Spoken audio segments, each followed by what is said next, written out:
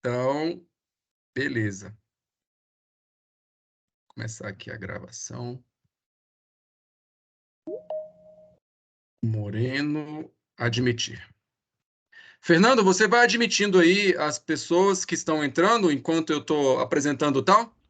Perfeito, sim, senhora. Valeu. Então vamos lá.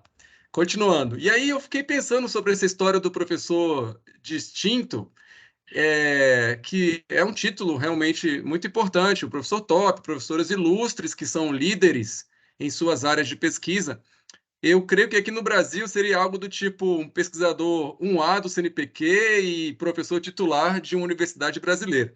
Esse é o tal, então, professor distinguido, distinto lá da Universidade de Kansas. E o tal, ele, né, tem 458 artigos, talvez está desatualizado, publicados, e a maioria em revistas de altíssimo impacto, incluindo Nature, Science, e tem aí mais de 45 mil citações. O H é 85, não sei se vocês lembram aí do H, a gente já conversou sobre isso em algumas disciplinas, né, o fator H, o índice H. E, bom, mas independente dos números, a sua pesquisa é sobre aspectos de geografia, da biodiversidade, com foco em ornitologia, estudo dos pássaros tropicais, né, aves tropicais, ecologia e mapeamento de risco de transmissão de doenças. E nos últimos anos, o Tal ele tem desenvolvido projetos envolvendo inteligência artificial para a identificação de vetores. E eu tive a honra de participar deles, inclusive iniciando uma linha de pesquisa aqui na UNB com esse tema, no qual já tem um estudante de doutorado, que é o Vinícius, que está aqui conosco hoje, e tem 3 estudantes de iniciação científica. Eu destaco que o Tal ele se esforça para ter estudantes do mundo todo. A gente estava conversando um pouco antes, e assim, é no mundo todo mesmo. Tem na América Latina, tem estudante colombiano, mexicano, indiano, árabe, africano, brasileiro. E eu sou um desses brasileiros, porque eu lembro que quando, durante o doutorado, eu tinha uma pergunta na minha pesquisa a respeito da distribuição geográfica de uma espécie de triatomínio no Brasil. E eu comecei a usar modelagem de nicho ecológico para predizer a distribuição geográfica dessa espécie. E eu tive a grata oportunidade de montar uma base de dados com o tal, né, de barbeiros do Brasil e começar a modelar várias espécies, a distribuição de várias espécies de barbeiros. E ali eu conheci o tal, e ele se dispôs a me ajudar e acabamos mapeando a distribuição de barbeiros do Brasil e rendeu um artigo bem legal, que, aliás, é o mais citado da minha carreira. Então, eu vejo que isso é algo fantástico, essa ideia do tal de levar boa ciência para fora dos muros. Ele fez isso comigo, fez isso com vários outros estudantes, e ele faz isso muito bem, inspirando jovens pesquisadores do mundo todo. E, assim, finalmente, né, para acabar essa longa apresentação, apesar de toda a produção, do impacto acadêmico, da posição científica dele, o Tal é uma pessoa extremamente simples e alegre. É difícil ver ele brabo, né? Pelo menos eu não vi assim até agora. Quando eu estive em Kansas, e depois eu estive em Mérida, lá no México, com ele nas pesquisas, eu nunca vi ele bravo, mesmo sob pressão. Então, Tal, eu te agradeço muito por você ter vindo prestigiar nosso programa de medicina tropical aqui, né, pela sua palestra e também pela nossa colaboração e amizade. Muito obrigado. A palavra é sua. Obrigado, Rodrigo. Bem, saudades para Brasil e já tenho que 3, 4 anos sem visitar a Brasil, que eu acho o meu terceiro país, mas porque bem, nasci acá nos Estados Unidos, mas México adoptou a gente e de muitas maneiras Brasil também, mas nestes anos extraños da pandemia, aqui estou e acho anos extraños, mas sim, muito saudade. A primeira pergunta é para vocês. Eu posso seguir com meu português que está muito fraco porque aprendi português na universidade, mas depois eu fiquei falando espanhol quase tempo completo na casa, no laboratório. Então, meu português não tem melhorado nada. Então, preferem português, portanhol ou inglês? O que acham? Não, você pode falar, de repente, um portunhol ou um espanhol, que você ficar mais. Porque tem muitos aqui que entendem inglês, mas eu creio que acompanhariam melhor em português. Os slides estão em inglês, certo? Ok. Vou Então, seguir no português. Seguro que vai ter elementos de espanhol, mas vão entender ou vão perguntar? Sim? ótimo. Ok. Bem, isto não é uma apresentação muito terminado, mas melhor é uma, um reporte, um resumo do progresso em que a gente está para usar estas ferramentas de inteligência artificial para o desafio de identificar espécies que são importantes na transmissão de doenças. A gente usa ferramentas deste tipo também no desafio de modelagem de nicho, mas eu acho que não é a ferramenta mais indicada para modelagem de nicho. Então, não quero falar muito disso. Mas no desafio de identificar espécies, acho que é uma coisa com muito promessa para avançar o desafio. Vamos começar simplesmente com a pergunta de quantas espécies tem no mundo. E se você veja no Google Scholar, tem muitos artigos que falam de quantos tipos ou linhagens de vida tem na Terra. E tem ordens de magnitude de diferença entre eles. Mas tem só 2 milhões de espécies descritas no momento.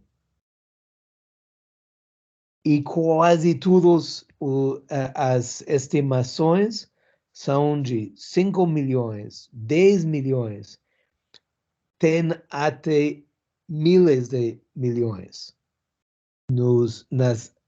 em algumas estimações.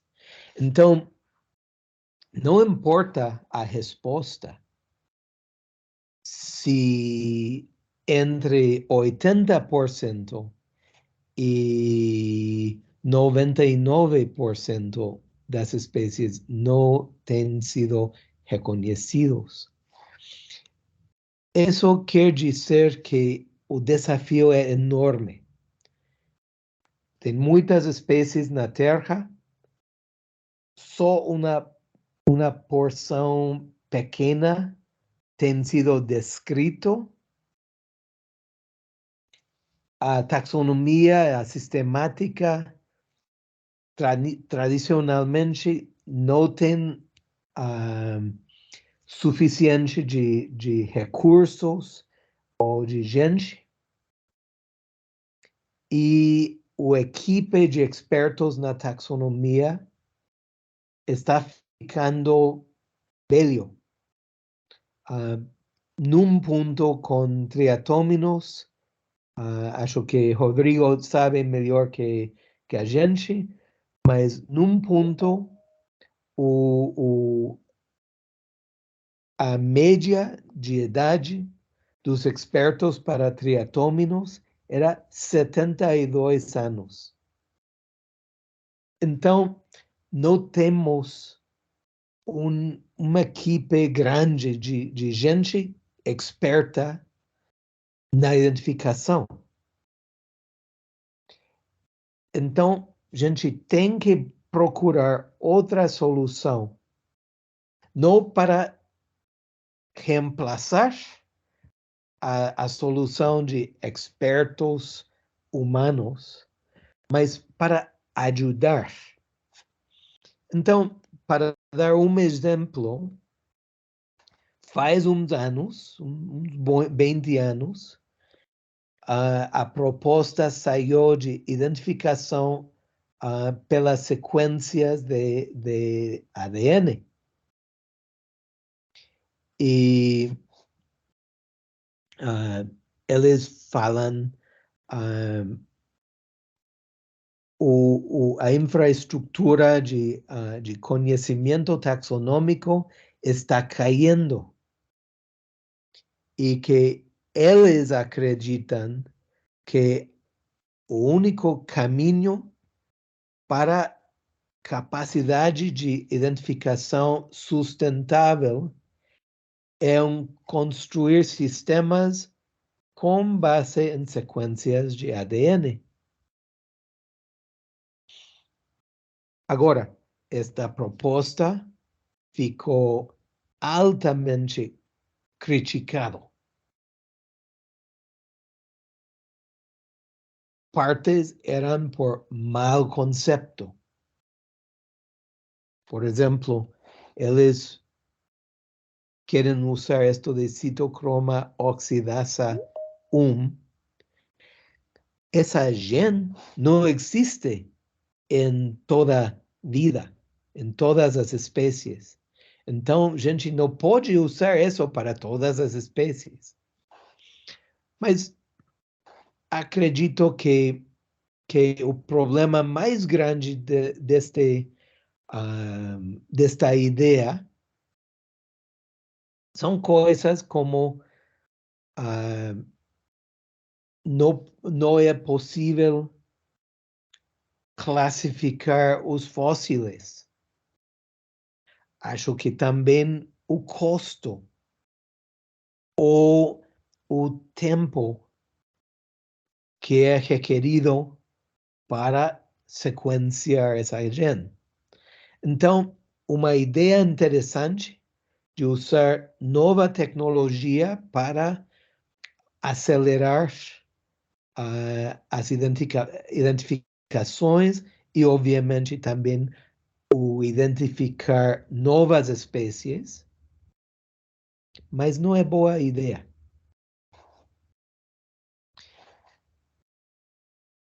Vocês que alguns são entomologistas sabem o uso de chaves. Eu sou ornitólogo, então a gente não usa chaves muito. Mas para muito da vida, o experto desenvolve chave e gente que talvez não é experto pode usar essa chave para seguir o protocolo mental do experto. E estas chaves são muito interessantes porque são árvores de decisão. São caminhos de razonamento. Esses são desafios que um algoritmo de inteligência artificial pode seguir. Então, muitos comentários existem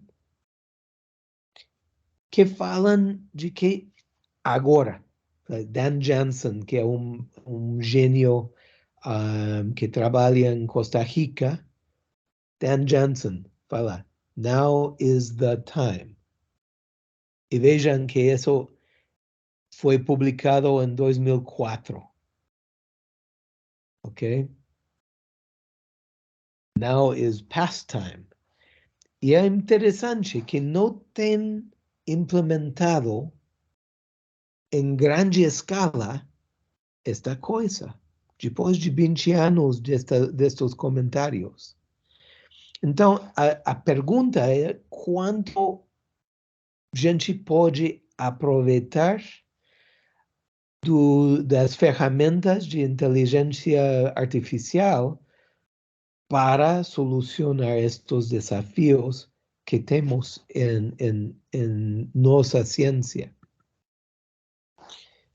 E eu não sou experto nestas ferramentas, só às vezes posso trabalhar com os expertos, mas no campo de inteligência artificial, dentro disso tem um subconjunto de aprendizagem de máquina e um tipo de algoritmo de aprendizagem de máquina é isto de aprendizagem profundo.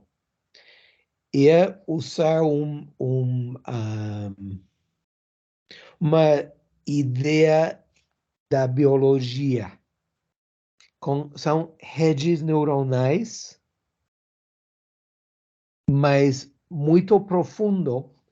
E a ideia é replicar como é a função do cérebro do humano, em que temos vários níveis de conhecimento e aprendizagem. E se tem algumas implementações destas ideias. Identificação automatizada de plantas, de alguns insetos. Isto é que a gente gosta muito. É um lugar, obviamente, nos Estados Unidos, porque tem neve, mas os pássaros que chegam a comer, o algoritmo vai identificando a eles no momento que eles chegam a comer. Então, a ideia disto é que, tradicionalmente, as ferramentas de aprendizagem de máquina têm um desafio e desenvolvem um modelo. E logo outro desafio, outro modelo. Mas um passo importante era isto. Tenho esse primeiro desafio, desenvolvo um modelo, mas posso usar esse modelo para informar sobre esse outro desafio. Mas isso é chamado aprendizagem de transferência. Agora, no meu grupo, temos explorado só um tipo de aprendizagem profundo. É chamado TensorFlow, bem do grupo de Google. E eles têm uma implementação versão 3, que tem 48 capas, níveis de percepção e conhecimento, e tem bem parcialmente pré-treinado, usando milhões de imagens de uma coleção que tem Google. Então, não é tão de aprendizagem começando com zero. Começa com algo. Bem, eu não sou experto nisto, mas é um pouquinho, uma introdução pequena. Agora, vou dar para vocês 3 exemplos, 3 estudos em que meus colegas, meus estudantes e eu temos aplicado estas ideias. Esqueci mencionar que meu coautor nesta apresentação é Ali Khaligifar, que é um estudante originalmente de Irã, veio para meu laboratório, fez seu doutorado, agora é pós-doutorado na Universidade do Estado de Colorado, trabalhando com identificação automatizada de pássaros e de morcegos. Bem, primeiro exemplo é com barbeiros. E este exemplo é interessante porque a gente usamos primeiro ferramentas computacionais tradicionais de classificação, mas sem a parte de inteligência artificial. Mas depois da primeira fase, meus colegas da computação, Ed Comp, falaram com a gente e perguntaram se a gente quer explorar ideias de inteligência artificial. E, obviamente, a gente falou que sim. Bem, a equipe é EdComp da parte de computação, Rodrigo, que vocês conhecem, Janine Ramsey, que é experto em barbeiros em México. Então, todo este projeto se fez em Brasil e em México como 2 exemplos e 2 centros de diversidade de barbeiros. Vocês sabem o básico de que os barbeiros transmitem Trypanosoma cruzi e que é uma doença que é crônica, mas eventualmente a gente morre por causas de problemas de coração ou do sistema digestivo e principalmente é uma doença do povo que não tem recursos. Bem, vocês sabem disso. Esta foi a primeira publicação que resultou deste projeto. Podem ver que o primeiro autor, o Rodrigo, e logo Ed e Janine, e em meio meus estudantes, Lindsay, Ali, e um artista. Isso foi interessante. No momento mostrou para vocês que ele fez. Mas nesse primeiro artigo, a gente explorou. E podem ver, estes são mapas de diversidade. O Rodrigo falou de um atlas dos barbeiros de Brasil.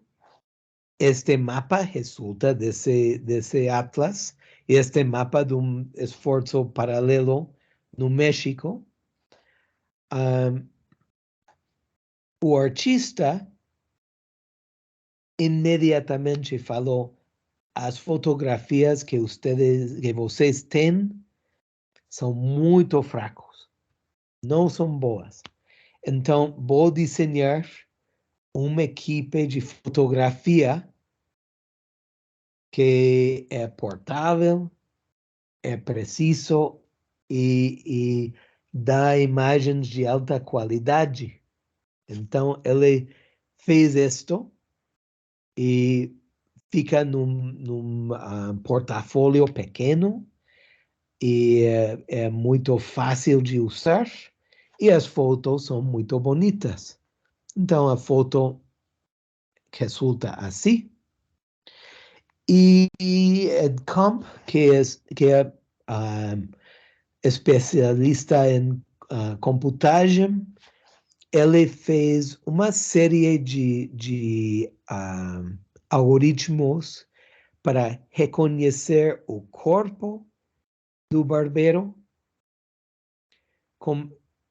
converter o fundo em um cor e o inseto em outro.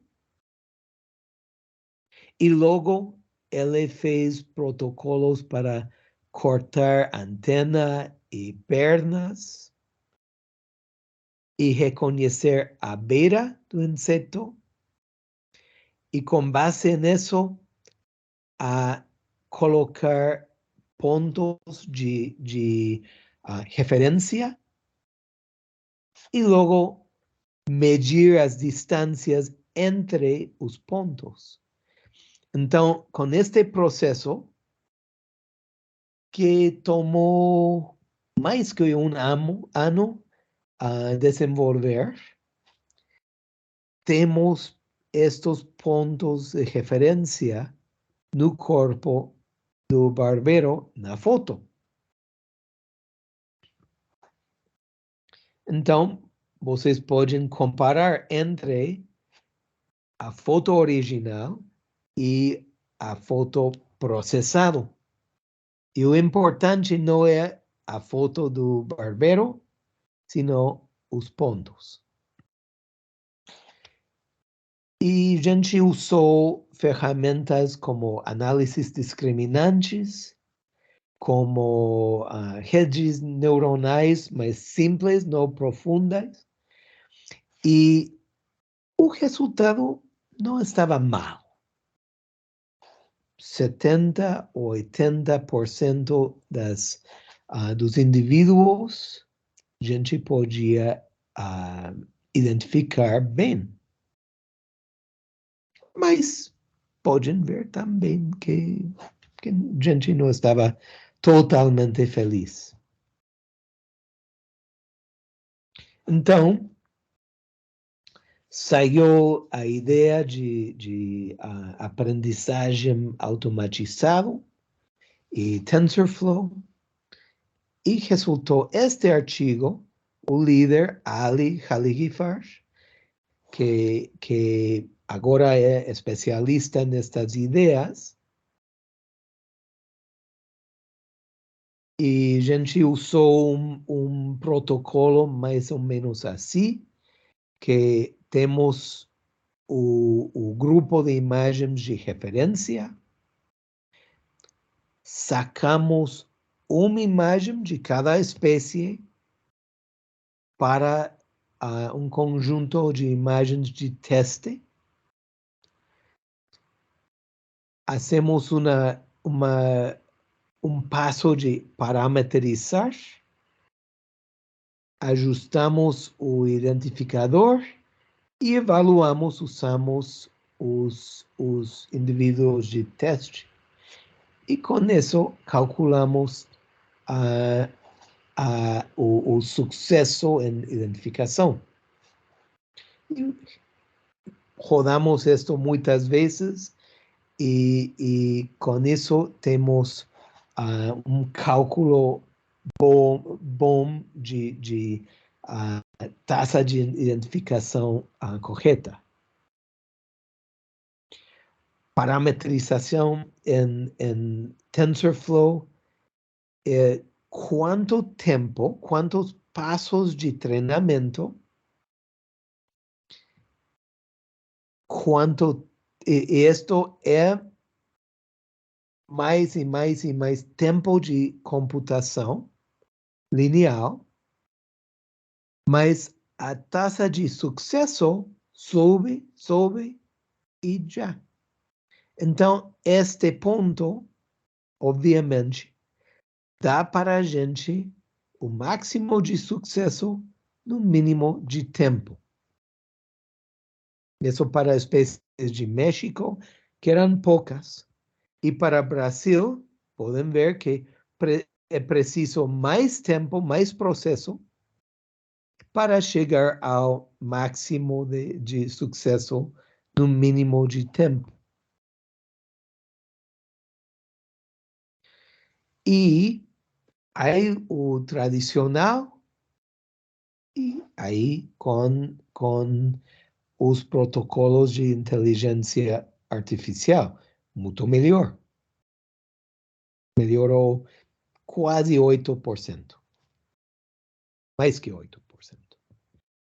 Para Brasil, começou em 83%, melhorou 3% mais.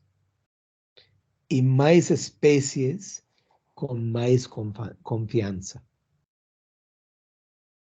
O mais interessante, tem alguns elementos da diversidade de barberos que os expertos falam de só poder identificar com sequenciação de ADN.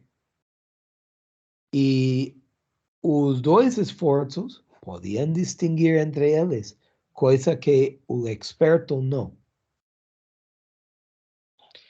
E o último detalhe é o desafio é mais fácil com menos espécies e mais difícil com mais espécies. Então, o desafio aqui nestas regiões de alta diversidade de barberos, o desafio é mais difícil. E em outras regiões onde tem menos espécies, é mais fácil. Bem, o último detalhe é que lembram que a primeira geração era com pontos e medidas. E com este processo de melhorar a imagem, que tomou mais que um ano de trabalho desenvolver. Com aprendizagem profundo, tiramos os pontos, tiramos o processo de melhorar a imagem e vejam que não baixou quase nada a taxa de identificação correta. Comparam assim. Então, com TensorFlow não é preciso processar a imagem. Isso quer dizer que a gente pode aplicar estas ideias a muitas outras situações. Bem, já, isso com barbeiros. Muito trabalho por fazer com barbeiros, mas ali, no seu trabalho, seguiu a desafios de biodiversidade e também de outros sistemas. Então, dos mais engraçados era com o sonido dos mosquitos. Então, diferente equipe, especialistas nos mosquitos, e o desafio era identificar os mosquitos da cidade onde a gente mora, mas com a possibilidade de poder identificar duas espécies que possivelmente podiam chegar a essa cidade. A Aedes aegypti, que vocês conhecem, que existe como a 300 quilômetros de nós e pode chegar à nossa cidade. E outra é Anopheles gambiae, que é o mosquito que transmite malária na África e pode chegar como invasora. Tem chegado ao Brasil como invasora. Então, queremos ver se é possível identificar todas as espécies que já temos e detectar se chega uma destas duas espécies que seriam invasoras. Isto é o que já falei. Vocês sabem das doenças que transmitem mosquitos. E, en efecto, queremos usar os sonidos gerados por as asas dos mosquitos, que podem ser ou não diferentes entre espécies. Então, a gente tinha que coletar mosquitos, mas vivos e sem danos. Então, uma equipe grande de coletores. Ele é Ali, e ele encontrou toda a gente que tem uma noite livre para sair a coletar mosquitos. E a promessa é uma cerveja depois. A melhor coletor de todas era a minha neta, e ela e sua irmã achavam que porque as redes de coleta eram de cores, tinham que ser das meninas. Então, ela saiu a coletar com nós. A gente usou 2 telefones, um de Apple e um de Android, e gravamos os sonidos por colocar o mosquito numa bolsinha de plástico. Bem, mesmo protocolo, só que tem que convertir as gravações a imagens. Não é preciso. Pode desenvolver um algoritmo que trabalha direto com sonido. Mas o mais fácil era convertir a espectrogramas de sonido. Então, estas são as visualizações que a gente usou para cada indivíduo, e podem ver as diferentes espécies. E com estas, a taxa de identificação correta, só basado no sonido, 86%. Mas lembram das espécies invasoras.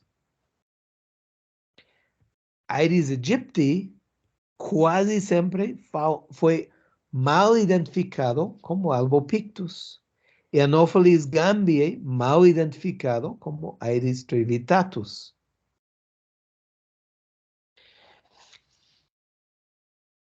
Eu esperava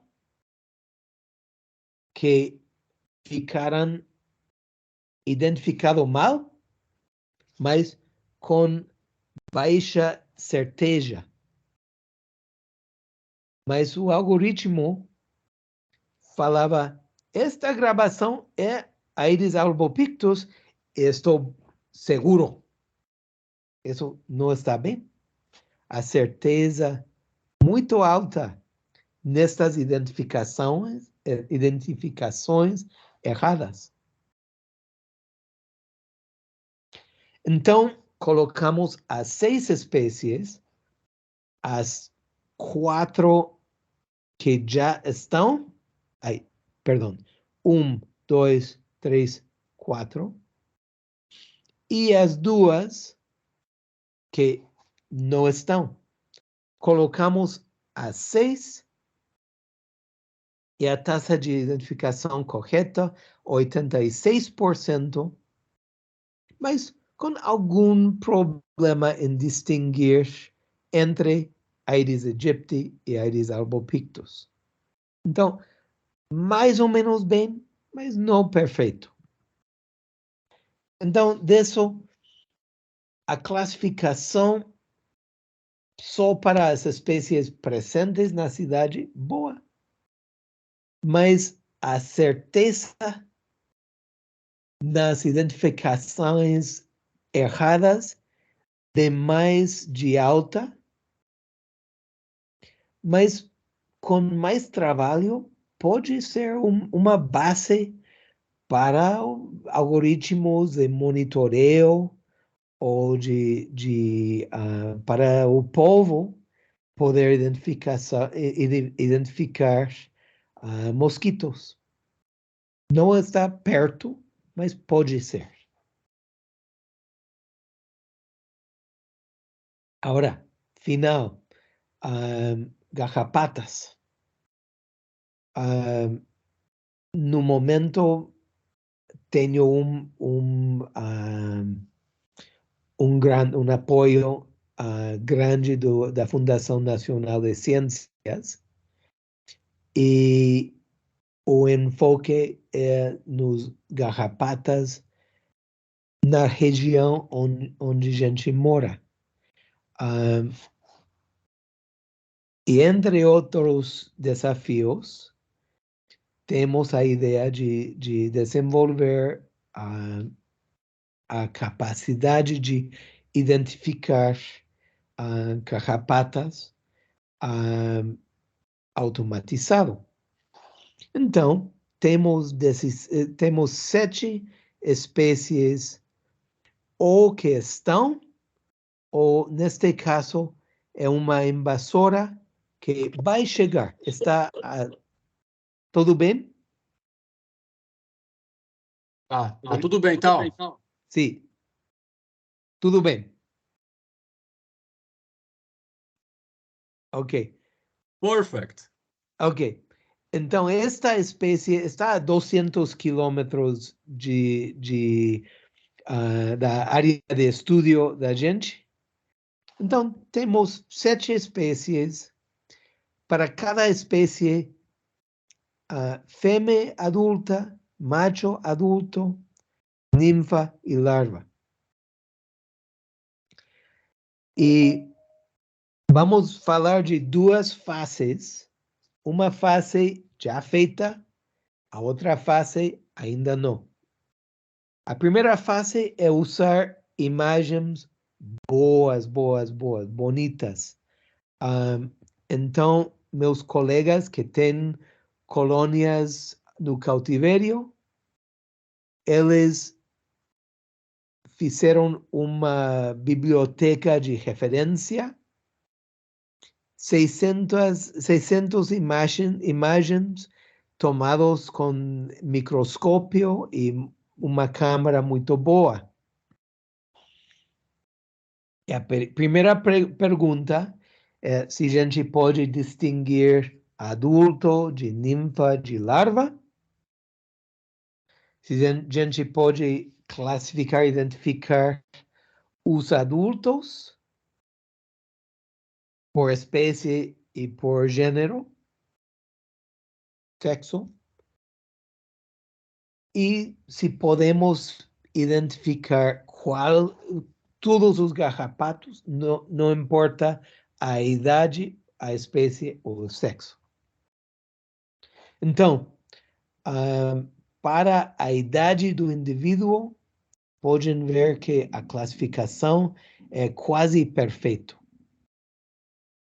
É muito fácil, não importa a espécie, é muito fácil identificar adulto, larva, ninfa.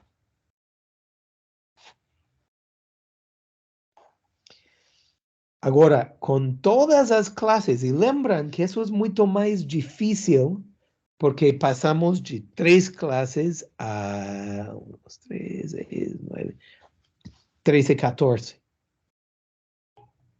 E, de novo, vejam que é muito boa. Com estas tabelas, actual contra a classificação do modelo. O que é mal é se você vê uma confusão consistente. Mas vejam que acho que todos os erros são um só indivíduo. Então, esta espécie e sexo com um indivíduo errado e 19 indivíduos bem. E não tem pares de espécies ou sexos que são muito difíceis de distinguir. Uma certeza de 95%. E entre ninfas, também um pouquinho de confusão aqui entre Rhipicephalus e Dermacentur. Um pouquinho aqui entre Dermacentur e um amblioma, mas em geral bastante boa. Até entre larvas. Não está mal. Agora, fase 2. Aqui está a minha equipe de campo. A gente tem 13 sítios. Desses 13 sítios, 3 visitamos cada 2 semanas, desde faz 2 anos completos, cada 2 semanas. No verão, no inverno, cada 2 semanas. 3 sítios. E 10 sítios, 4 vezes por ano. E o equipe tem acumulado garrapatos de 5 espécies. As espécies, os indivíduos, eventualmente ficam em etanol para provas de patógenos e tudo, mas inicialmente sobre gelo seco e logo fotografiamos.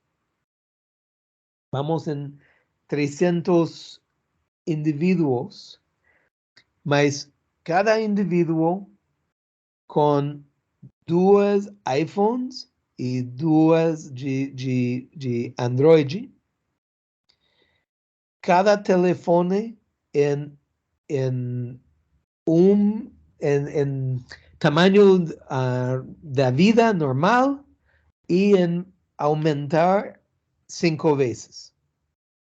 Então, são 2 telefones, 2 tipos de telefone e 2 magnificação, 8 fotos para cada garrapato, e logo esse indivíduo mandamos a um laboratório onde tomam fotos dessas de alta qualidade. Então, são 9 fotos para cada garrapato. E vamos ter mais ou menos 5 espécies, 2 sexos e 3 idades. Não é possível tudo balanceado e não tenho resultados. Então, lá ficamos outro mês, 2 meses, antes de começar com ver se estes resultados que já mostrei para vocês, se esses resultados vão ser iguais com as fotos de telefone que todo mundo tem com eles. Então, para concluir, estas ferramentas de aprendizagem são robustos, eficientes, flexíveis. A gente pode aplicar elas a qualquer objeto digital e eles oferecem uma ferramenta muito interessante para responder a questões em conservação, ecologia, evolução, saúde pública. Para a gente, eles permitem que perguntamos se a informação existe. Por exemplo, numa fotografia dorsal de um carrapato. Se não existe a informação, não é possível identificar. Mas estas são ferramentas não interpretáveis. É difícil ver por que o algoritmo diz Aedes aegypti.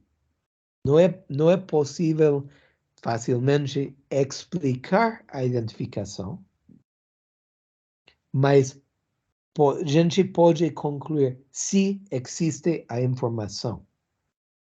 E o interessante é que estas ferramentas, várias vezes, têm podido identificar diferenças que nem os expertos podem perceber. Interessante. Muita possibilidade.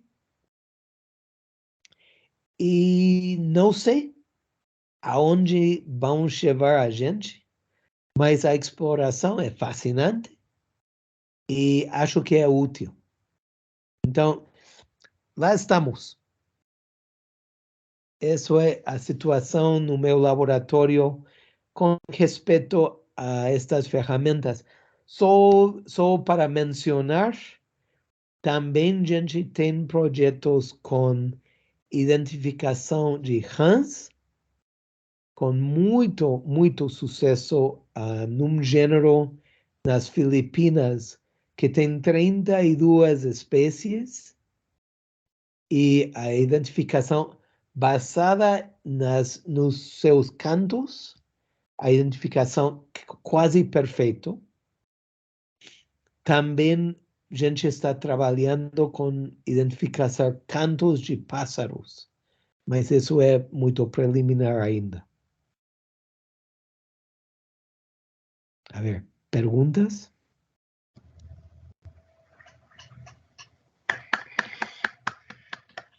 Primeiro, muito obrigado. De nada. Nós aqui fazemos o seguinte: a gente abre primeiro para os estudantes matriculados na disciplina de seminários. Então, eles são os primeiros a fazer as perguntas.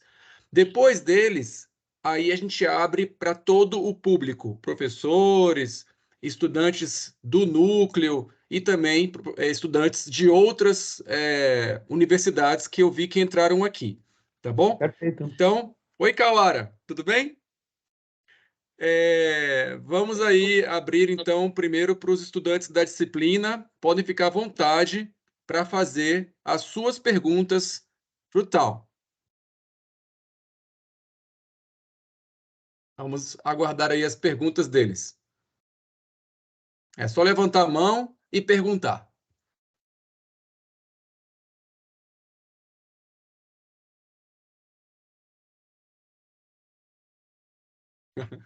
Primeiro sempre é o primeiro.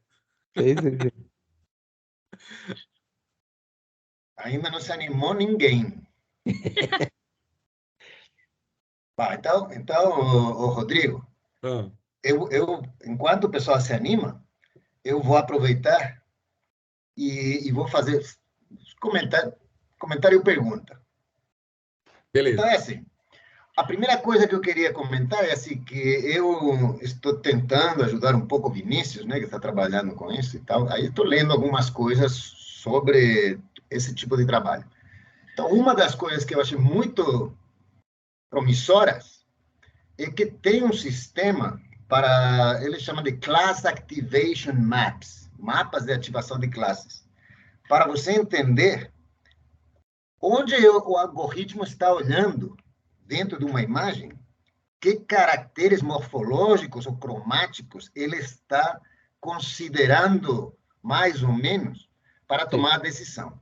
Sim. E isso pode ajudar muito, porque isso pode chamar a atenção dos taxonomistas clássicos para aqueles caracteres que talvez possam ser incluídos em chaves Sim. para melhorar o desempenho. Então, aí eu acho que aí tem um campo de interação entre a taxonomia clássica e esta mais moderna, muito, muito interessante, muito importante. A segunda coisa que eu queria comentar assim, é que até agora, assim, os trabalhos que são feitos e publicados precisam de um padrão ouro, de um gold standard, para saber qual é a porcentagem de acerto ou de erro.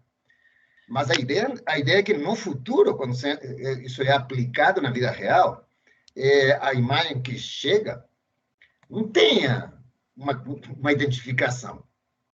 Então, é muito importante calcular, além da taxa de acerto, mais duas coisas, ou três. Uma é a sensibilidade, outra é a especificidade, e outras são os valores preditivos, né?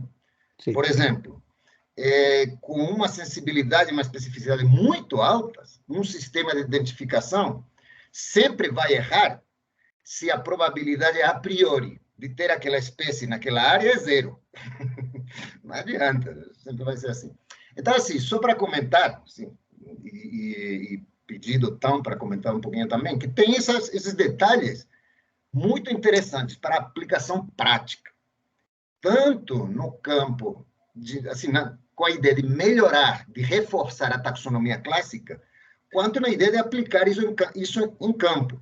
Em campo quer dizer o quê? Eu tenho meu celular, eu faço uma foto de um barbeiro, por exemplo, eu mando para a nuvem, onde tem um algoritmo rodando que em segundos, para treinar, pode demorar horas. Mas quando está treinado, para devolver uma resposta em segundos. Sim. E quando eu recebo uma resposta, eu tenho que saber, tá bom, qual é a probabilidade a posteriori de estar correta. Sim. E isso são dois campos de pesquisa ainda muito no início. Então, tem muito trabalho aí pela frente. Queria ouvir um comentário aí. Tá. Valeu, Fernando. Não. Veja que o comentário de Fernando de que precisamos de conjuntos de dados estándar de ouro é super importante. Se você vê muito da literatura até hoje, não tem base numa conversação entre o experto na taxonomia, na identificação, e o experto na computação. Isso é uma falha. Uhum.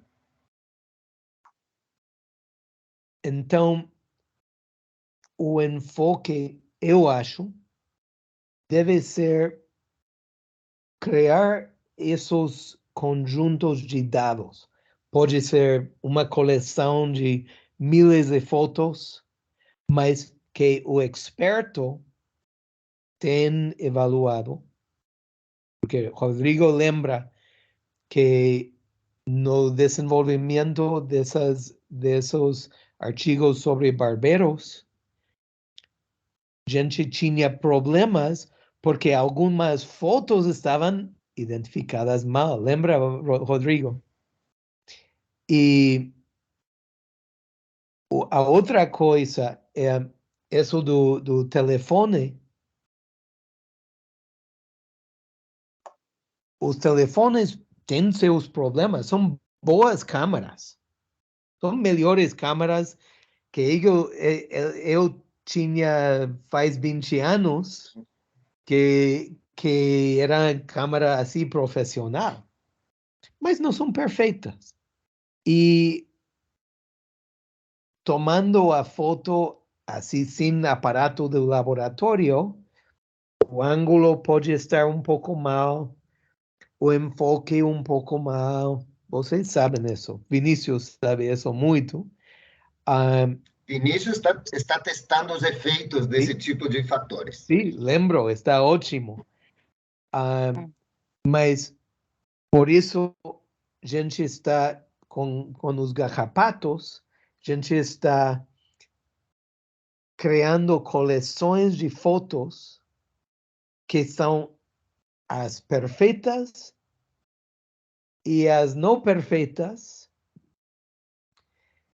e tudo gerenciado pelos expertos. E meu plano é colocar isso na literatura para que possam ser esses estándares de ouro para que Sim. novo algoritmo, uma nova ideia, pode testar e comparar direito. Muito bem, muito obrigado. Eu penso isso, que tem muito potencial para fertilização cruzada entre a taxonomia, a sistemática tradicional e essas novas ferramentas. A Tatiane tem uma pergunta. Primeira estudante. Yes. Primeiramente, muito obrigada por essa oportunidade, né? Então, professor, o senhor colocou no final que as ferramentas de aprendizagem poderiam ser aplicadas para qualquer tipo de objeto digital. Então, até coloquei aqui no chat se teríais algum exemplo que pudesse utilizar essa ferramenta do tipo texto para o que a gente está comentando. Que a gente viu imagens, fotografias, se teria algum exemplo do tipo texto. Pero texto de outro tipo de objeto digital, ok? Que o conjunto de dados pudessem ser informações escritas, por exemplo. Ah, ok. Veja, eu sou... Bem, meus estudantes só têm trabalhado com imagens digitais. E os 3 trabalhos que a gente tem que são de sonido, temos usado o passo intermédio de convertir o sonido à imagem, como essas imagens de sonograma que eu mostrei para vocês. E isso porque o algoritmo que a gente está usando está pré-treinado com imagens. Mas a ideia de aprendizagem profundo é geral. Só que para usar direto com sonido ou vídeo ou coisa assim, a gente teria que pré-treinar com esse tipo de informação, esse tipo de objeto digital. Não temos feito isso. Ali, meu ex-estudante, Ali está trabalhando nisso agora com cantos de pássaros. Pero eu não sei, mas eu não sou experto, eu não sei de um exemplo de outro tipo de ingresso que não seja imagem. Obviamente, os militares têm isso, porque eles têm monitoreio de conversações, milhões de horas de conversação, e eles procurando certas palavras, bomba ou matar, não sei. Bolsonaro. Obviamente, eles têm, mas A nossa reunião acabou de entrar numa dessa base de dados. Exacto, exacto. Então, Tatiana, perdão, não tenho boa resposta. Obrigado, Tal. Obrigada, professor, mas foi excelente. Abriu um mundo de possibilidades, né? Muito, muito interessante o trabalho. Kawara. Oi. Oi. Obrigada pela apresentação, foi muito legal.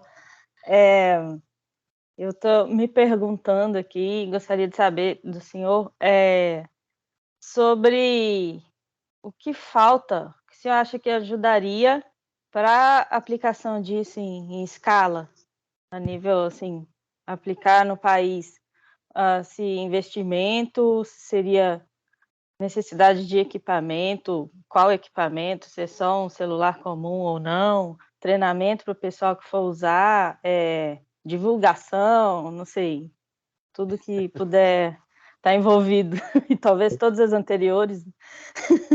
Sí, básicamente sí. Eu acho que a gente ainda está numa fase de exploração. É dizer, por exemplo, com esse último dos garrapatos, sabemos que existe a informação para identificar um garrapato de uma sola foto dorsal. Por quê? Porque usando fotos perfeitas, a gente pode identificar. Mas você não tem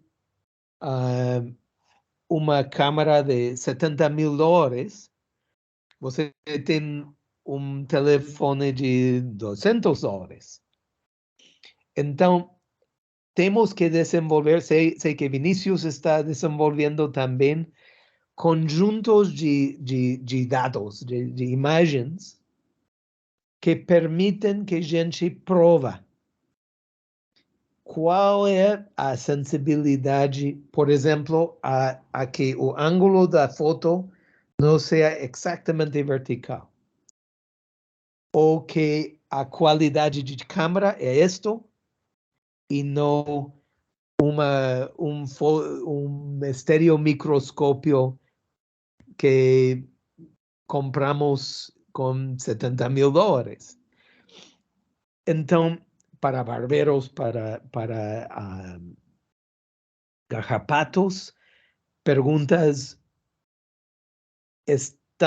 mas estão esperando os dados ideais para provar se é possível.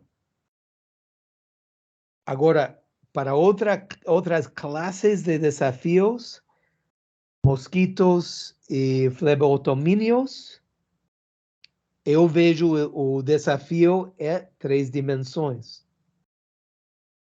Porque se com barbero ou garrapato, a preocupação é ângulo exato de 90 graus ou 85. Imagina todas as possibilidades com um zancudo em 3 dimensões, com as asas assim. Tem muita possibilidade de viés ou de problema. Para os pássaros, conseguiu fazer com ele em movimento, né? Com pássaros e com canto. E os Estava pensando que era a imagem. Não, é imagem do canto. E alguém testou cruzar a informação, por exemplo, em Egypte e Albopictus, a imagem mais o bater das asas? Seria fascinante, mas o problema com cruzar é em qual situação você vai aplicar isso. É muito difícil acumular as gravações dos sonidos, é muito difícil acumular a imagem e ainda mais difícil acumular as duas coisas para um indivíduo. Eu sou curador de coleção de museu de pássaros. Tenho um colega que é o experto mundial em gravar o sonido e coletar esse indivíduo. É um processo muito, muito pesado, porque você tem que manejar a gravadora, não perder esse pássaro da vista e, pues, com arma, matar o pássaro e preparar o espécimen. É muito complicado. Então, eu não vejo a possibilidade de acumular miles ou milhões de imagens, perdão, de indivíduos com os dois fontes de informação. Porque o mesmo indivíduo tem que ser gravado vivo, o áudio, e depois Sim. mata esse mesmo indivíduo e tira a imagem? Sim. Não pode ser, eu tenho um banco de áudio de Aedes aegypti e tenho um banco de imagem de Aedes aegypti. Outro separado, não pode ser isso? Pode, mas perde a correlação entre as duas características. Veja, vamos identificar humanos. E temos uma base de dados da sua voz e outra base de dados do cor do seu pelo. Mas eu não sei se gente com cor cor cinza ou cor castanho como você ou preto, qual é a conexão entre essas características e o sonido da voz? Eu não sei. E o algoritmo não pode saber, porque jamais tem o mesmo indivíduo com cor e sonido. A outra coisa é que estas ferramentas são tão fortes que a gente não tem chegado ao limite das possibilidades com uma fonte de informação. Então, eu acho que quando a gente vê o limite, é quando vamos buscar mais informação. Mas, pelo momento, por exemplo, tudo o que eu mostrei para vocês era com um algoritmo, com este TensorFlow. Vinícius tem explorado outros algoritmos. Não só temos ou precisamos comparar entre algoritmos, mas também a gente pode combinar os algoritmos. Talvez o melhor para identificar a idade do indivíduo é TensorFlow. Mas o melhor para distinguir entre espécies talvez é outro.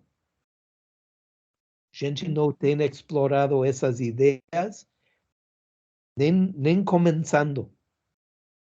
Realmente, assim, é um campo que está começando e que eu vejo assim, sem saber nada do assunto, né? Mas eu vejo que em algum momento vai ter essa iniciativa aí de combinar fontes de informação diferentes e tal.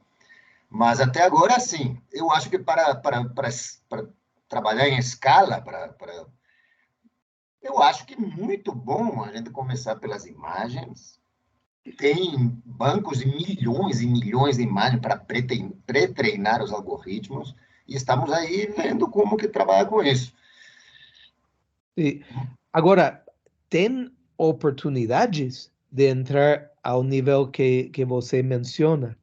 Por exemplo, as trampas de câmera para animais grandes. Essas trampas modernas estão gravando vídeo, áudio. Então, é possível uma imagem e um sonido do mesmo indivíduo. Possível. Mas A trampa, a armadilha com imagem? É a armadilha de fotografia, né? Quando passa, o bicho faz a foto e grava. Sim, eu vi aqui nos Estados Unidos, eu fiquei encantada pela BD Counter. a armadilha e os mosquitos entram e ela vai contando e Sim. manda de imediato para os computadores, né, que está ligada. Daí eu já fiquei sonhando e fui conversar com eles, $2.000 cada uma. Sim. Aí o sonho acabou. Mas Fim. vejam que quase todo humano tem um destes. Então, a pergunta é se precisamos $2.000 para comprar uma máquina especializada e que dentro de 5 anos vai ficar velha. Mas a gente tem seu telefone. Se podemos convertir estes nessa máquina, ótimo, não? E outra questão também que eu pensei, seria inviável colocar uma armadilha super cara no campo e deixar lá no Brasil. Não sei aqui, talvez não, sei lá. Mas uma Eu BG conheci, ó, normal, o pessoal não pode colocar no campo no Kawara, Brasil porque some. eu conheci Ah, lá um pessoal do Paraguai que está desenvolvendo uma armadilha para contar barbeiro, né? Então, o barbeiro entra e... Aí falei, pô, é só colocar um laser para matar o barbeiro que entra também. Aí vira também uma armadilha de controle. uau! Entra, É mas não muito sai. legal, né? Mas também tem esse probleminha, que cada um aparelhinho desse custa não sei quantos $1.000 aí. Aí não é muito prático. Sim. Que a hora, minha querida, mais alguma Vamos pergunta? lá. Não, já Tá gastei bom, muito. né? Deixa o Deixa o Vinícius pessoal. perguntar. Vinícius, vamos deixar o Vai Vinícius. lá, Parei. Vinícius. Bom, gente, bom dia. Show de bola, Tom. A sua apresentação muito boa, viu? Então, eu entendi o comentário da Kawara em relação à utilização né, das diversas formas que você tem para organizar os dados para depois ser analisado no aprendizado de máquina.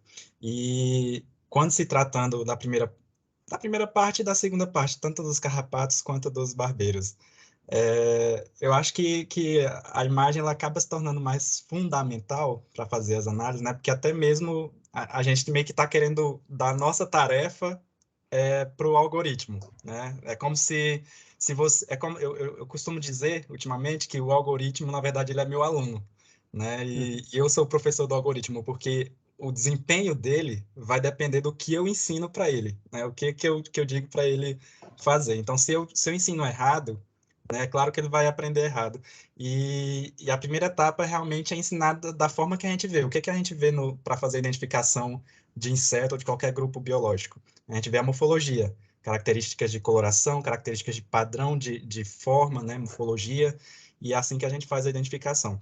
E com as imagens seria a mesma coisa. Aí entra essa parte que o Tom falou do qual a finalidade de eu usar outros, né, por exemplo, o ruído, né, o zumbido, o som que um mosquito emite, por exemplo. Para eu usar essa ferramenta de forma eficaz para fazer a identificação, eu precisaria ter um equipamento que na hora que eu quero fazer a identificação, ele consiga captar realmente o som ao vivo ali que o mosquito está fazendo. E aí eu não vou conseguir fazer isso de forma fácil, porque eu vou ter que pular etapas, que a primeira é capturar o mosquito para que eu consiga aplicar um aparelho ali para coletar aquela informação que é o ruído, né? Não tem como eu ir no campo, por exemplo, eu vou no campo e vou fazer um estudo observacional de mosquitos, e lá eu vou usar um equipamento que vai conseguir medir o ruído dele lá no campo. Então, eu já tenho um viés, que é o viés de captura, né? E eu sempre tenho um certo preconceito quando se fala em estudos que são controlados em laboratório e o que realmente é em campo. Será que a informação que aquele inseto está me passando é a mesma informação como se eu estivesse avaliando ele em campo, né? Então, será que não tem um viés na identificação? Por que será que a Aedes albopictus e a Aedes aegypti tiveram aí o programa, como o Tal falou, tem certeza de que o Aedes aegypti é a Aedes albopictus, mas por que será que isso está acontecendo? 95% é muita coisa, é um resultado muito bom. O pessoal em engenharia costuma falar muito isso. É E interessante, e não sei, mas com os garrapatos é muito interessante que quando erra é com baixa certeza. com baixa certeza. e achamos, perfeito, já sabemos como saber quando vai errar. Mas com os mosquitos, quando erra, é com alta certeza. Então, a gente não tem experiência suficiente para saber qual é o problema. Tá, e com fotos, já foi testado quando você mostra fotos do tórax do pronoto, no caso de Aegypti e Albopictus, por exemplo, só para ver a diferença e o sucesso. Será que... Porque nesse caso, eu espero, a minha hipótese é que se eu mostro a fotografia dos dois tórax e e esqueço o barulho, né, o som emitido por ele, eu acho que diferencia tranquilamente. Eu acho que dessa forma, mas é interessante explorar realmente o que é que os sons têm a dizer sobre isso. E aí, para não me estender muito, tá? Porque tem um trabalho que eu sempre gosto de... Eu peguei ele como uma oportunidade de criticar. Eu acho, assim, meio que com um certo tom de ironia, né? Eu costumo dizer que ele foi meio exagerado. Eu não sei se você viu, tem um estudo que foi publicado na Ecological Informatics que eles usaram o nosso conjunto de imagens lá que a gente disponibilizou, lá, vocês disponibilizaram, na verdade, no artigo 2017, e eles meio que fizeram justamente isso que eu estou dizendo, ensinaram para o aluno deles, que era o algoritmo deles, a identificar de forma incorreta, no caso, né? E aí, só para mostrar só a imagem, se vocês me permitirem, eu só compartilho rapidinho para o tal visualizar aqui o Pode exemplo que compartilhar, Vinícius. quero dar. Vocês estão vendo a minha tela aí? Sim. Tá. Sim. O que é que você acha... Deixa eu tirar aqui.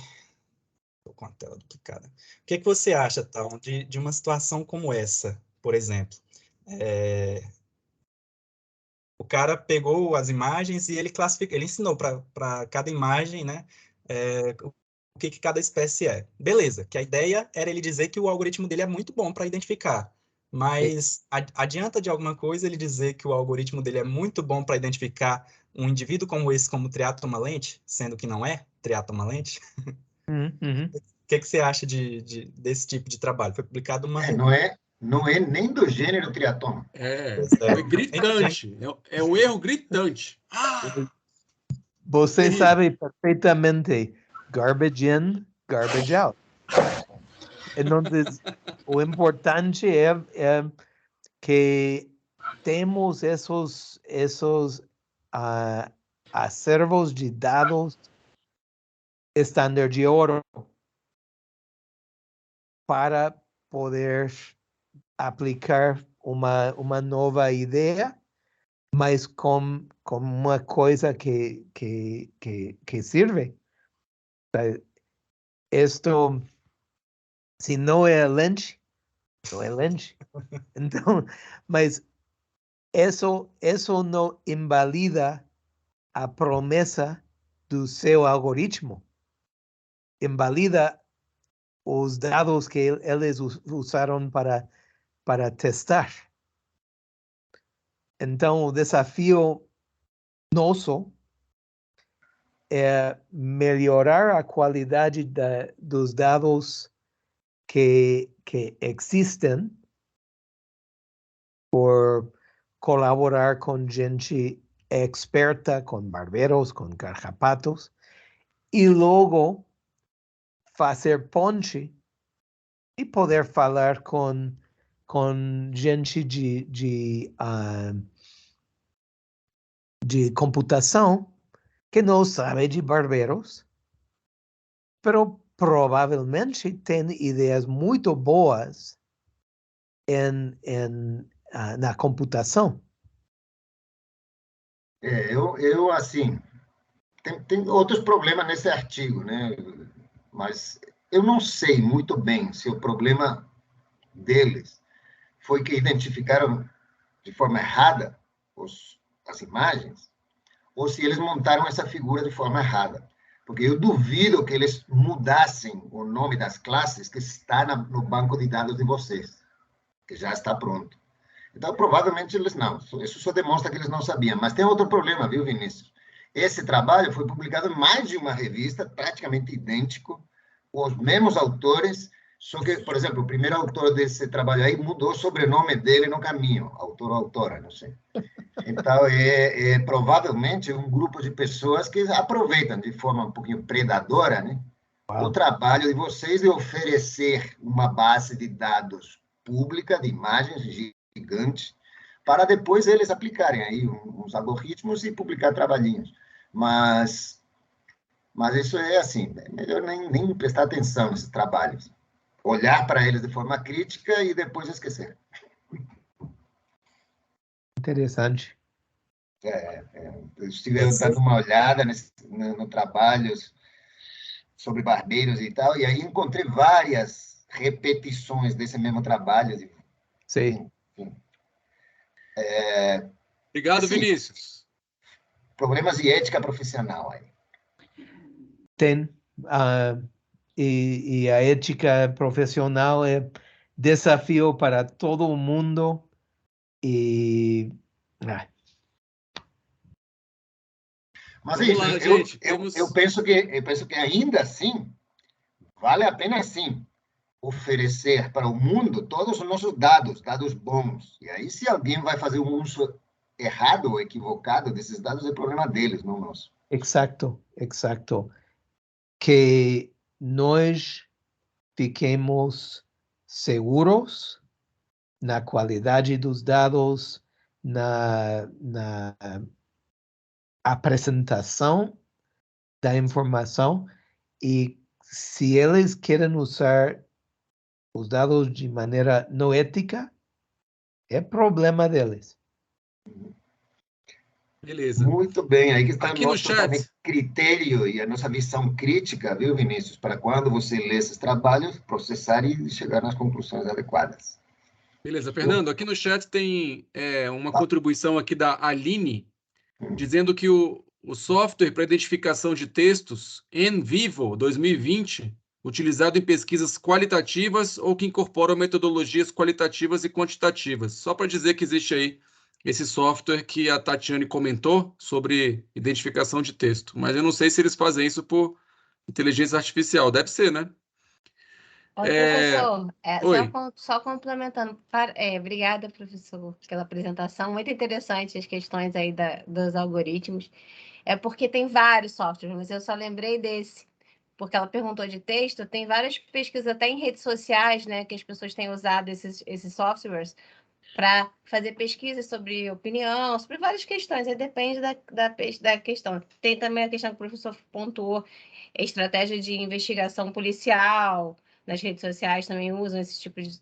outros softwares, não esses, né? Sim.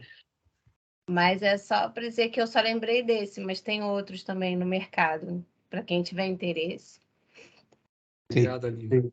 Sem dúvida, tem outros que podem processar diferentes tipos de dados, dados assim qualitativos, quantitativos, dados de imagem, de sonido, e a gente só começou a explorar estas possibilidades, mas é muito frequente. Tem gente no mundo de computação muito avançada, mas eles não têm os dados ideais para implementar suas ideias boas, pero com perguntas boas. E então, gente, vocês, nós, justo estamos começando. Obrigado, Tal. Mais perguntas?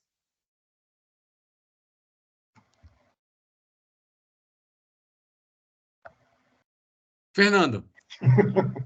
Não, aí, lembrei agora, eu aproveito aqui, lembrei agora de um comentário que você fez no início, sobre o uso dessas abordagens de inteligência artificial para modelagem de nicho ecológico, que é para modelar a distribuição de espécies, né? E aí eu queria saber por que tem essa, talvez não parece que talvez não é uma ferramenta tão adequada para esse tipo de problema? Bem, veja que com isto de identificar um barbeiro, a complexidade do modelo não é uma preocupação. Se o modelo quer ter, o algoritmo quer ajustar 10.000 parâmetros, não é problema. Se pode, no final, se pode identificar uma imagem nova corretamente. Mas veja o que a gente faz com modelagem de nicho. Temos pontos no mapa e cada ponto no mapa tem seus ambientes. A temperatura, a umidade, coisa assim. A tentação é ajustar uma modelagem e tem gente que argumenta fortemente que ferramentas de aprendizagem de máquina são as ideais. Mas estimar um nicho fundamental é muito diferente de identificar um barbeiro, porque a complexidade é muito importante. Se você vê os resultados da fisiologia de um animal, uma planta, os perfis de fisiologia são muito simples. São, assim, baixo em adequação para a espécie, sobe e baixa. Jamais dois óptimos. Então, em múltiplas dimensões, sempre é uma forma convexa, não é uma forma complicada. Uhum. Então, eu sei que os algoritmos de aprendizagem de máquina, estilo Random Forest, têm um sobreajuste e sobrecomplexidade de maneira que eles não estimam bem uma coisa, um objeto parecido a um nicho fundamental. Então, a ferramenta aceitada no momento pela comunidade é Maxent, que é como aprendizagem de máquina light. É muito simples. E Maxent tem um sobreajuste e sobrecomplexidade. Então, nestes dias, com colegas lá em Kansas, estou trabalhando num artigo que argumenta que tiremos a bagunça, todos os algoritmos atuais para modelagem de nicho, porque eles não estimam objetos parecidos a um nicho fundamental. E tem umas novas ideias, não bem implementadas, mas novas ideias que dizem, vamos ajustar um elipsoide. Temos pontos, os pontos visualizados em espaço ambiental, vamos ajustar um elipsoide. Isso é fácil. Elipsoide de volume mínimo que ajusta esses pontos. Temos que incluir a consideração de erros nos pontos. Isso é fácil também. O elipsoide de volume mínimo que inclui o 95% dos pontos. Mas o problema é a disponibilidade dos ambientes. Então, se em Sudamérica tem estes ambientes e uma espécie está usando estes ambientes, ajusto um elipsoide e vai verse assim. Mas eu não posso ver essa espécie e sua resposta a estes ambientes. Então, eu quero tomar em conta que aqui, deste lado, eu sei que é o limite do nicho. E deste lado, não sei. Agora temos algoritmos que fazem isso. É dizer, tomam em conta a disponibilidade dos ambientes, tomam em conta que os dados de ocorrência têm alguns erros e ajustam um objeto parecido a um nicho fundamental. Isso é o modelagem de nicho que a gente deve de estar usando. O algoritmo que devemos usar. No Maxent, no Random Forest, no redes neuronais, porque esses algoritmos ajustam coisas muito complicadas que não são parecidos a um nicho. Toda uma área de pesquisa, né, na qual você fez contribuições fundamentais, que me interessa bastante, assim, sempre pensando assim, em sobretudo em duas coisas assim, que sempre me preocuparam com isso. Uma é a qualidade dos dados de ocorrência e de não ocorrência. Sim. E a segunda é a incorporação de interações bióticas, que são muito importantes também. E que, assim, estão sendo incorporadas aos poucos nessa literatura, mas muito devagar, porque complica muito a situação. Né? Sim. Mas eu acho muito interessante, muito, assim, uma linha de trabalho que eu não uso, mas que gosto de ler os trabalhos. Valeu. Precisamente em uns minutos vou com um colega e estamos desenhando uma proposta para um sistema de doença e hospedeiro para construir modelagens de nicho, mas detectar quais interações são importantes e como esses modificam o nicho fundamental. Precisamente é um desafio muito grande e, como você diz, não tem considerado muito na literatura até hoje.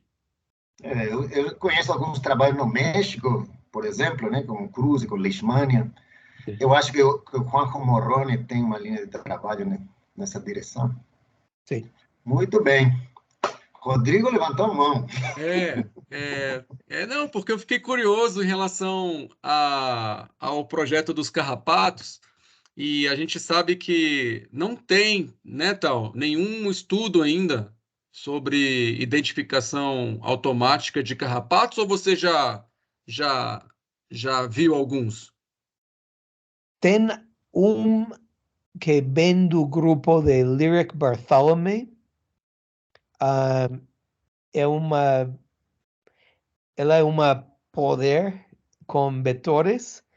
Seu pai era um dos expertos do meio do século XX e agora ela também. Não, ela tem mas esse trabalho começou com fotos de telefone. Eu acho que perdemos da vistagem qual é o conteúdo de informação contra qual é minha habilidade de capturar e analisar a informação. Então, Tá. por isso quero seguir nisto. Ela Aham. ela é da onde? Acho que Wisconsin. Antes estava em Ah, Iowa. Eu posso ok. mandar para você o artigo. Obrigado. Eu queria.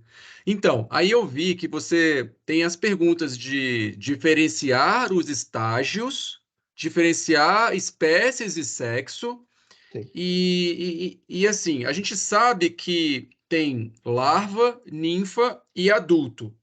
E o problema é que tem as fêmeas engurgitadas que ficam enormes. Então, e aí, até que ponto vocês já começaram a testar isso? Porque quando a foto dorsal e tem a foto ventral. Então, a foto dorsal é basicamente um abdômen gigante, parecendo um Sim. feijão, e não dá para ver muita coisa Sim. ali, sabe? Então, eu creio que fotografar as fêmeas engurgitadas é um desafio, e não sei se vai ser um desafio para o algoritmo. Eu queria saber sua opinião sobre essa pergunta de diferenciar os diferentes estágios do carrapato.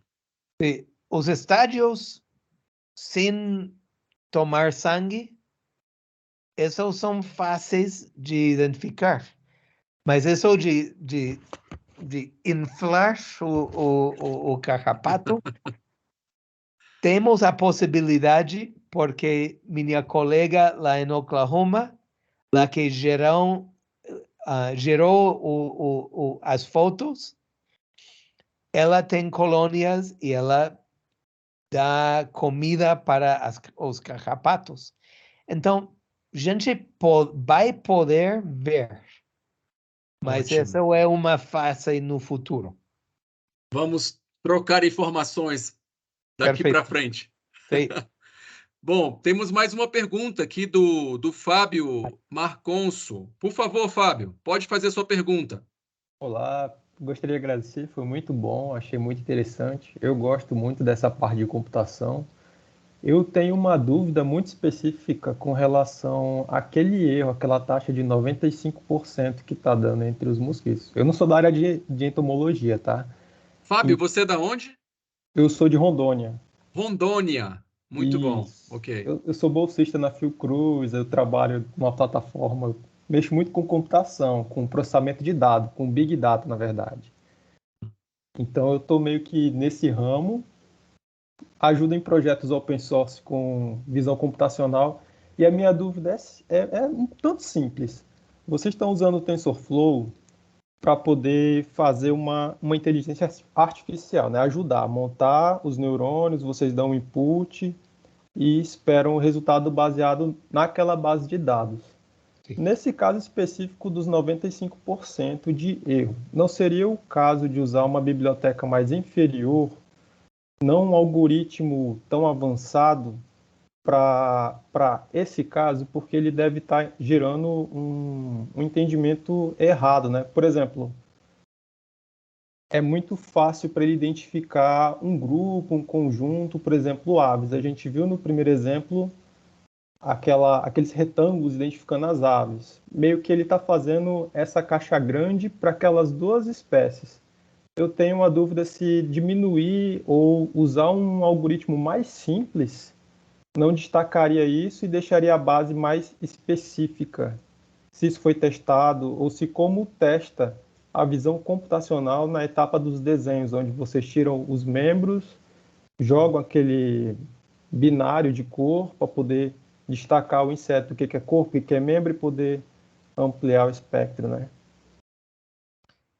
Não estou seguro que entendi a pergunta, mas isso é pelo português meu. Mas acho que você está perguntando se usar um algoritmo menos complexo. Isso. Ok. Pois veja que numa maneira isso fizemos com o primeiro exemplo, porque começamos com no primeiro artigo, o que Rodrigo foi o primeiro autor, começamos com redes neuronais, mas não de múltiplas capas de neuronas. E nesse artigo provamos outras ferramentas de classificação. Nesse sentido, a gente viu que TensorFlow e sua complexidade melhorou o rendimento por 5, 8%. Agora, você tem razão que, num momento, melhorar um pouquinho, mas com o custo de muita complexidade, talvez não vale a pena. Mas eu acho, pelo menos pelo momento, eu acho que ganhar 5% de acertar as identificações, isso é muito. Agora, se é 0,1% de melhora, mas com muito mais complexidade, talvez isso não vale a pena. Obrigado, Tal. Obrigado pela pergunta também, Fábio. Sim. Vamos lá para, acho que é a última pergunta do Vinícius. Pode fazer a pergunta, Vinícius. Na verdade, acho que eu entendi mais ou menos o que o Fábio quis dizer. Então, com os mosquitos foi só com o som, né? Com as imagens do Sim, som, né? espectrograma. Então, eu acho que o problema aí é mais biológico do que... É um problema mais biológico do que o problema com o uso dos algoritmos. Porque se você fosse usar imagens dos mosquitos, da morfologia dos mosquitos, o resultado seria diferente. Mas o que pode tornar, por exemplo, a Aedes aegypti, a Aedes albopictus diferente morfologicamente, mas será que a vocalização, não sei como é que fala para mosquito. Sonido. O sonido, eu não sei, vai ser diferente, igual a morfologia é diferente? Pode ser que sejam muito parecidos mesmo e ele realmente diga com essa certeza. Vou ser honesto. Com essa incerteza, na verdade. Entendi, desculpa. Então, acho que nesse caso, o problema, na verdade, é uma limitação de hardware, né? Porque o som, diferente da imagem, tem muito mais dificuldade em você captar ele com exatidão. É muito mais difícil. Por exemplo, eu percebo que pesquisas feitas com som são muitas vezes o investimento é feito em hardware feito, por exemplo, pela Apple. É muito Mac sendo usado para poder processar informação de áudio. Tem uma ligação muito forte com o hardware. Agora, eu pensaria assim, pensando nos mosquitos, eu não sou entomólogo, mas aí eu vou fazer a pergunta para o Rodrigo. Pelo menos em alguns tipos de díptera, né, que tem duas asas, né? E as asinhas pequenas, né? Os altérios. Né? O som das asinhas faz parte do processo de acasalamento, né? Sim, claro. Então, talvez, se você comparasse só machos, você ia ver diferenças. Sim. Entre a Aedes aegypti e a Aedes albopictus. Talvez, eu não sei se a Aedes, o gênero Aedes, usa o som das asas no processo de acasalamento. Mas algumas, por exemplo, algumas espécies de flebotomíneos, a canção nupcial é bem diferentezinha dos outros. A Os coisa machos, claro. é muito mais difícil capturar os machos que as fêmeas. Pois é. Ainda tem isso. A mesma coisa com os barbeiros. Tem muitos estudos de captação do som da estridulação, que é o barulho que o barbeiro faz quando raspa o aparelho bucal aqui no tórax. Então, cada um tem um barulho diferente. Cada espécie tem um barulho diferente. Só pode ser que entre Albopictus e Aegypti eles não tenham desenvolvido essa diferença, já que um está mais terrestre. Pode ser. Pode ser, porque eles são originalmente cada um de um continente. E, de fato, a gente sabe que eles hibridizam no campo, de vez em quando, quer dizer, hibridizam. Não sei se os híbridos são viáveis, eu acho que não. Mas tem acasalamento de legítimo albopictus. Sim. Muito bem. Bom, é isso, gente. Não temos mais Tem perguntas. Tem o Antônio Marques. Ainda tem mais uma pergunta? O Antônio. Por favor, Antônio. Olá, bom dia. Olá, bom dia, tudo bem? Já quase Olá, boa tarde tudo. aí para vocês. Eu peguei a palestra já me andando, mas eu queria fazer só uma pergunta que eu creio que até o professor já tenha respondido em alguns momentos. Eu trabalho com flebotomíneos aqui em Rondônia, eu vi que acabaram de falar de flebotomíneos, né? E são insetos muito pequenos, de 1 a 3 milímetros, que a gente acaba montando em lâminas, né? E quando eu vi o título da sua palestra, professor, inclusive parabéns pela sua palestra, eu fiquei pensando como que a gente poderia adaptar um algoritmo, eu não entendo nada de informática, né? Como que eu poderia adaptar um algoritmo para a identificação desses insetos, porque eu creio que, por exemplo, eu vi já acho que foi o trabalho do Rodrigo, que aí tem o Triatomini X, né? Que é Triatodex, que é um aplicativo que você consegue identificar espécies de triatomíneos e como isso poderia ser aplicado para flebotomíneos, para pessoas que estão no serviço, por exemplo. Existem espécies que ocorrem em muita abundância aqui em Rondônia, né?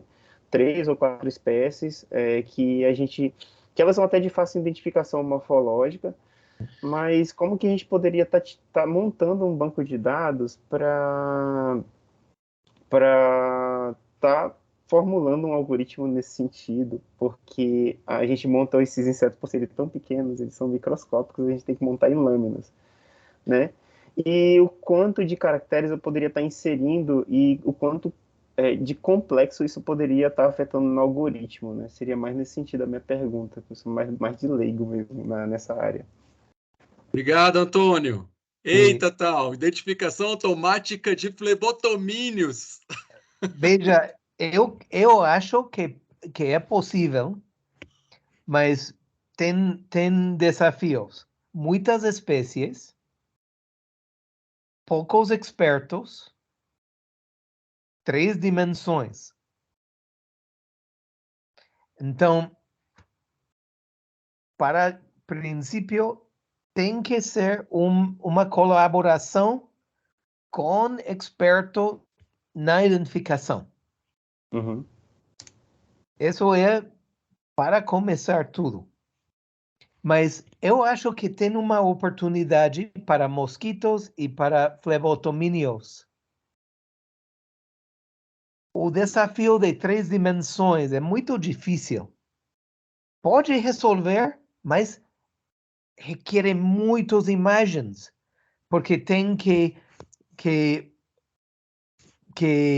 tomar em conta todas as posições e orientações que existem. Então, pode, mas com milhares e milhares de fotos. Então, eu vejo 2 opções para uma situação assim. Uma é vídeo. Obviamente com o problema do tamanho. Mas para resolver o de 3 dimensões, vídeo permite milhares de versões, milhares de posições do mesmo indivíduo. Mas tem um problema de tamanho. Então, para a gente,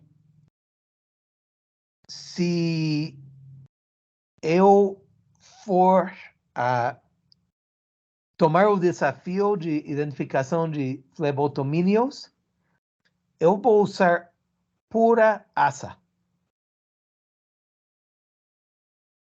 A ASA pode orientar-se facilmente. É 2 dimensões, então é muito fácil, com uma imagem, caracterizar a ASA. Agora, ainda está o problema de tamanho, mas com microscópio pode tomar uma boa imagem da asa de um flebotomíneo. E do pouco que a gente sabe da taxonomia de esses dípteros pequenos, sei que a asa tem informação. Então, só aproveitando o que você falou, eu trabalhei com asa de flebotomínio. A gente acabou publicando um trabalho sobre... A pergunta do trabalho era: é possível separar as espécies de lutzomia, lutzomia, usando morfometria de asa? E a gente mostrou que é possível para a maioria das espécies, mas tem umas que não separam. Mas o mesmo gente disse dos barbeiros do visagem dorsal. Então, vai lá, Antônio. Não, só para complementar, professor, que, por exemplo, a chave de flebotomia de identificação, ela joga muito para a genitália. Isso. Se essa não poderia ser uma estrutura que a gente pode estar focando além da asa, porque ela, principalmente para espécies mais abundantes, assim, elas destoam muito. Então, se precisaria estar fazendo esse plano 3D, porque geralmente quando a gente faz a montagem da lâmina, ela fica num plano só, né, Rony? E isso talvez facilitaria, não só a asa, né? Porque a asa, ela tem toda uma fórmula geométrica na chave, né? Agora já é um assunto mais de expertise mesmo. Mas na espermateca, como ela muda de forma entre as espécies, talvez poderia ser uma outra possibilidade, né? Mas aí a gente pode testar se existe a informação na asa que talvez gente não percebe, mas aí lá está. O mesmo que o barbeiro, que os colegas em México dizem, estes 3 linhagens de imediata, gente não pode distinguir, mas TensorFlow sim. Legal. Aí, ó os projetos surgindo aí. Entendi. Muito obrigado pela gente, meio-dia. Né? Eu tenho que ir a uma próxima reunião, Sim. perdão. Tá bom. Então, muito obrigado, Tal. Aí depois, você me manda a sua pergunta que a gente faz pro Tal. Tá certo, Tal, obrigado. muito... Não, valeu, tranquilo, obrigado. Valeu. Eu só queria adicionar, Antônio, que existe também o Luzodex, né? Que é para identificar... ele conhece. O Antônio conhece o Luzodex. Eu uso. Ele fez especialização. Estava na especialização lá com a gente. Andrade, que é um dos autores. Beleza, Tal. Muito obrigado. Tá? De coração. E tamo junto. Mais para frente a gente marca uma reunião com esse menino aí, ó, com o Vinícius. Tá bom? Perfeito. Prazer ver a todos vocês e bem, saudades. Bom almoço. Tchau. Tchau, Tal. Muito obrigado. Tchau. Obrigado. Até a próxima. Valeu, todo mundo. Tchau, tchau. Tchau, tchau.